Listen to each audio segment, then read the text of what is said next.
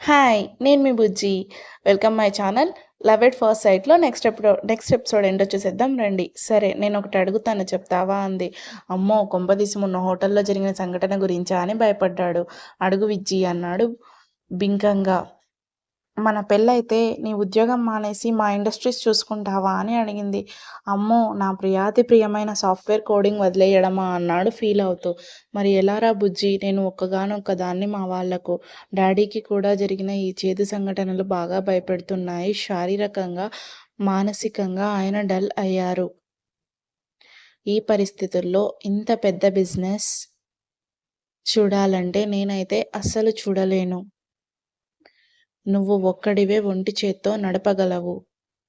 Please ఆలోచించు అంది బిక్కమొహం పెట్టి. నువ్వే దిక్కురా అన్నట్లు. అమ్మో! ఇది మళ్ళీ బావురమని ఏడ్చేటట్లుంది అని భయపడ్డాడు వినిల్. కొంచెం టైం ఇవ్వు విజ్జీ. రేపు ఎలాగో ఈ విషయాలన్నీ పెద్దవాళ్ళు మాట్లాడతారు. ఆలోపు నా నిర్ణయం చెప్తాను సరేనా అన్నాడు అనునయిస్తున్నట్లు. వినిల్‌కి పెద్ద సందేహం వచ్చింది. కొంపదీసి నన్ను ఇల్లరికం అల్లుడిగా రమ్మంటున్నావా అన్నాడు విజితతో. మీరు విజయ్ ఇండస్ట్రీస్ ఓనర్‌గా వస్తున్నారు. మా ఇంటికి. మా డాడీకి చెప్పి ఆస్తి మొత్తం మీ పేరు రాయమంటాను. మీరేమీ విజ్జి భర్తగా రావొద్దు. నేనే నీల్ భార్యగా ఉంటాను. అప్పుడు నీకు ఓకే కదా అంది. వద్దు వద్దు. ఆ ఆస్తులు అవి నాకేమీ వద్దు. అవి నీ పేరునే ఉండనీ. నాకు నీ ప్రేమొక్కటి రాసివ్వు చాలు అన్నాడు వినిల్. అది ఎప్పుడో రాసిచ్చాగా. నువ్వే ఇంకా తీసుకోలేదు. నేనేం చేసేది? అంది కినుకుగా బుంగమూతి పెట్టి మన విజిత. లంచ్‌లో అన్ని ఐటమ్స్ బాగున్నాయి అన్నాడు లడ్డూ తింటూ. సగం కొరికిన అతని చేతిలోని లడ్డూ తీసుకొని థాంక్స్ అంటూ తింది విజిత. అబ్బా! నీకిదేం అలవాటే? ఎప్పుడు నా ఎంగిల్ తింటావు? అన్నాడు. అది ఎంగిల్ కాదురా బుజ్జీ. నీ ప్రేమను నాలో అలా పంచుకుంటాను. మరి ఆ రోజు తమరు అంత ఎంగిలి చేశారు. దానికేంటి సమాధానం? అంది నవ్వుతూ. అటు తిరిగి, ఇటు తిరిగి మళ్ళీ ఆ హోటల్ విషయానికే వస్తోంది ఈ పిల్ల. అబ్బా! అనుకున్నాడు మన వినిల్. ఈ సస్పెన్స్ ఎప్పుడు తీరుతుందో అనుకున్నట్లు అదేమీ జరగకుంటే తన పరువు కాపాడినట్లు అవుతుంది. ఏంటి ఆలోచన? మీ అక్క మాదిరి ట్విన్స్ ఏమో చెప్పలేం అంది ఆట పట్టిస్తూ. ఆ విషయం ఎప్పుడు తెలుస్తుంది అన్నాడు భయంగా. ఓ వారం ఆగు. అంత తొందర ఎందుకు? అతని గాబరా చూసి నువ్వే ఆలోచించు విజ్జీ. ఇది మన ఇరు కుటుంబాలకు ఇబ్బంది కలిగించే విషయం కదా. అందుకే ఇన్ని మార్లు దాని గురించి అడుగుతున్నా అన్నాడు. బంగారు బుజ్జీ అలాంటివేమీ జరగవులేండి. ఆ రోజు నేను సేఫ్‌గానే ఉన్నాను. మీరేమీ అంత కంగారు పడొద్దు. నేను డాక్టర్నే కదా! అలా ఉంటే మిమ్మల్ని దగ్గరికి కూడా రానిచ్చేదాన్ని కాదు. మీరంటే నాకు ఇష్టం కాబట్టి, మీతోనే నా పెళ్లి అనుకున్నాను కాబట్టి, నేను కూడా అంత రిస్క్ తీసుకున్నాను. అలా అయినా మీరు మన పెళ్ళికి కమిట్ అయ్యి ఒప్పుకుంటారని. అందులో మీ తప్పు కొంత ఉన్నా, నా తప్పు కూడా చాలా ఉంది. చెప్పానుగా నా ఫస్ట్ క్రష్‌ని నేను వదులుకోలేను. మిమ్మల్నే నా జీవిత భాగస్వామిగా ఊహించుకున్నాను అంది. విజిత ఎమోషనల్‌గా. అమ్మ దొంగ! చాలా తెలివైన దానివి నువ్వు. నన్ను బాగా ఆట పట్టించావు. పోనీలే ఇప్పటికైనా నాకు ధైర్యాన్నిచ్చావు. ఇన్ని రోజులు ఏం జరుగుతుందో అని హడలిపోయాను అన్నాడు వినిల్. అది 5 స్టార్ హోటల్ అవడంతో జనరల్ మేనేజర్ పర్సనల్‌గా చెక్ చేస్తున్నాడు. సర్వీస్ బాగుందా లేదా అని. విజిత టేబుల్ దగ్గరకొచ్చి ఆగాడు. మేడమ్ మీరేంటి సర్ప్రైజ్ మమ్మీ డాడీ రాలేదా? అని అడిగాడు. లేదండీ నేను నా ఫ్రెండ్ వచ్చాము అంది వినిల్‌ని చూపిస్తూ. నమస్తే సార్ అని వినిల్ని గ్రీట్ చేశాడు అతను. మేడం, ఇవాళ స్పెషల్ స్వీట్ తెప్పిస్తానుండండి అన్నాడు. సర్వర్ని పిలిచి స్వీట్ తెమ్మని చెప్పి ఈ టేబుల్కి బిల్ వేయొద్దు అని చెప్పాడు. ఉంటాను మేడం, అందరికీ సరిగ్గా సర్వ్ చేస్తున్నారా లేదా అని చెక్ చేస్తున్నాను అన్నాడు. మీరు వెళ్ళండి, మేము తినేసి వెళ్తాము అంది థాంక్స్ చెప్తూ. మరోమారు నమస్తే చెప్పి అతను వెళ్ళాక విజిత అంది, ఆ హోటల్లో వాళ్ళకి ఎక్కువ భాగం షేర్స్ ఉన్నాయని. ఓహ్ గుడ్, మీ డాడీ మంచి బిజినెస్ టైకూన్ అన్నాడు. బాగా బిజినెస్ విస్తరించారు అని మెచ్చుకున్నాడు. బిజినెస్ డెవలప్ కోసం డాడీ చాలా కష్టపడ్డారు వినీల్. కాకుంటే ఆయన వెనుక ఏమి జరిగిందో గ్రహించలేకపోయారు.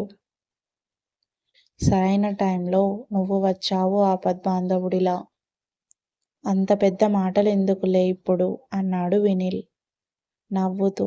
నీ కాటుక కళ్ళు చాలా బాగున్నాయి విజ్జి అన్నాడు మెచ్చుకోలుగా. థాంక్స్. ఏంటి సినిమా పాట గుర్తొచ్చిందా? అవును అబ్బాయి గారు, మెల్లమెల్లగా రొమాంటిక్ మూడ్లోకి వస్తున్నారు. గుడ్ గుడ్ అంది. అంతా నువ్వే చేశావు అన్నాడు నవ్వుతూ, ఇంకో సినిమా డైలాగ్ గుర్తొచ్చి. అవునులేండి మహాశయ, అంతా నాదే తప్పు, ఒప్పుకుంటాను సరేనా అంది విజిత నవ్వుతూ. రోజులాగే దినచర్యలో భాగంగా 5 గంటలకు క్లబ్కెళ్ళి తన టెన్నిస్ అవి ముగించుకొని రైల్వే స్టేషన్కు వెళ్ళాడు వినీల్. ట్రైన్ ఓ గంటపాటు లేట్ అంటూ అనౌన్స్మెంట్. అబ్బా అనుకుంటూ ఓ న్యూస్ పేపర్ కొనుక్కున్నాడు. 7 గంటలకు రావాల్సిన రైలు 8 గంటలకు వచ్చింది. తాపీగా ఉన్నాడు. ఇంతలో విజిత మెసేజ్, స్టేషన్కి వెళ్ళారా అని. ఇప్పుడే రైలు వచ్చింది విజ్జి, ట్రైన్ గంట లేట్ అయింది, ఇంకో గంటలో వస్తాను అని రిప్లై ఇచ్చాడు. కోచ్ నెంబర్ వెతుక్కొని లోపలికి వెళ్ళాడు. అమ్మా నాన్నలను చూడగానే ఒక్కమారు సంతోషం ఉప్పొంగింది. ఏరా బుజ్జి, ఎలా ఉన్నావు అంటూ ఇద్దరూ ఒకేసారి పలకరించారు ఆనందంతో. హైదరాబాద్కి వచ్చిన ఈ 6 నెలల్లో ఒక్కసారి భీమవరం వెళ్ళాడు. అది కూడా 4 నెలలయింది. నేను బాగానే ఉన్నాను నాన్నా, రండి వెళ్దాం అని పోర్ట్కి లగేజ్ అప్పగించి మాట్లాడుతూ స్టేషన్ బయటికొచ్చారు. నిన్న శశి ఫోన్ చేసిందిరా అంది అమ్మ. నువ్వు కలిసావట కదా దాన్ని అంది. అవునమ్మా, ముంబై పనుంటే వెళ్ళాను అన్నాడు. తను విజిత గురించి చెప్పిందా అన్న డౌట్ వచ్చింది. అమ్మ ఇంకా ఏం మాట్లాడకపోయేసరికి చెప్పుండదులే అనుకున్నాడు. 10 గంటలకు ఐ హాస్పిటల్ కు వెళ్దాం నాన్నగారు అన్నాడు. సరేరా అన్నాడాయన. కారు పార్క్ చేసి లగేజ్ ని తీశాడు వినీల్. వీర్రాజుగారు పలకరించారు వినీల్ ని. పేరెంట్స్ ని పరిచయం చేశాడు ఆయనకి.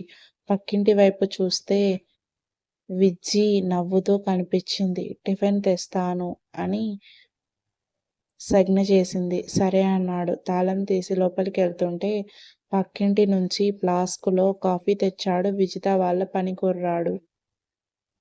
ఎక్కడి నుంచిరా కాఫీ అంది వినీల్ అమ్మ. పక్కింటి వాళ్ళు పంపారమ్మా అన్నాడు. టిఫిన్ కూడా వస్తుంది అని చెప్పాడు. ఎందుకురా వాళ్లకు శ్రమ, నేను చేస్తానుగా అంది వంటింట్లోకి వెళ్తూ. నిన్ననే 1 వారానికి సరిపడా పచారీలు తెచ్చాడు వినీల్. అందరి స్నానాలు పూర్తయ్యాయి. నాన్నగారు కాసేపు ధ్యానం చేసుకున్నారు. అందరి కాఫీలు పూర్తయ్యాయి. ఇంతలో కాలింగ్ బెల్ మోగింది. తలుపు తీశాడు వినీల్. ఎదురుగా విజిత ఒక పెద్ద బుట్ట పట్టుకుని నిల్చుంది. లోపలికి రా అన్నాడు వినీల్. డైనింగ్ టేబుల్ పై బుట్ట పెట్టింది. అందులోని బాక్సులు తీసి బయటపరిచింది.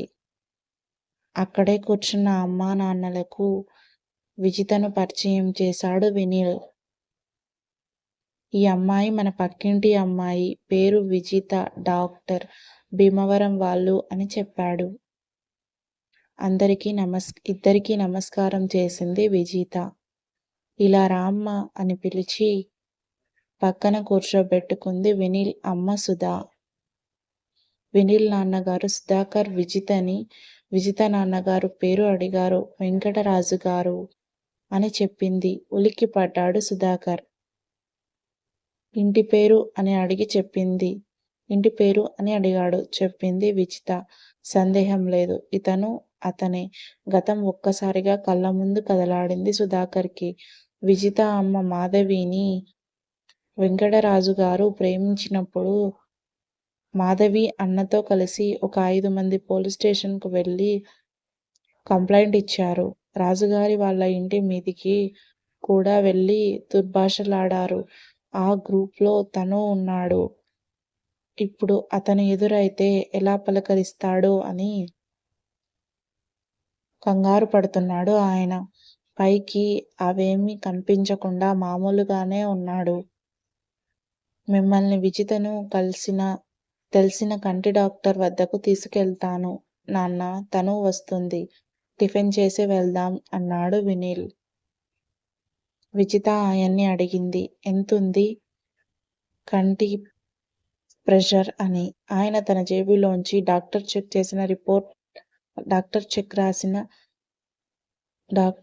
చేసి రాసిన రిపోర్ట్ చూపించాడు. అది ఒక మారు చూసింది విజిత. కంగారు పడాల్సిందేమీ లేదు అంకుల్. కొంచెం ఎక్కువ ఉంది. డ్రాప్స్ వాడితే తగ్గుతుంది.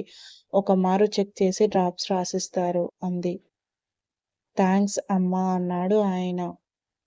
ఒరే బుజ్జీ, నువ్వు జాతకం పంపిన అమ్మాయి హైదరాబాద్లోనే ఉందా అని అడిగాడు సుధాకర్ కొడుకుని. ఆ అమ్మాయి ఈ అమ్మాయే నాన్నగారు. విజిత వైపు చూపాడు. సుధాకర్ గుండెలో రాయి పడ్డట్లయింది. వినీల్ అమ్మ సుధా మాత్రం చక్కగా ఉందిరా అమ్మాయి అంది మురిసిపోతూ. విజిత సిగ్గుని కూడా పట్టించుకోకుండా, ఆంటీ మీకు టిఫిన్ ప్లేట్స్లో పెట్టేదా అని అడిగింది విజిత. నీకెందుకమ్మా శ్రమ, నేను పెడతానుండు అని లేచింది ఆవిడ.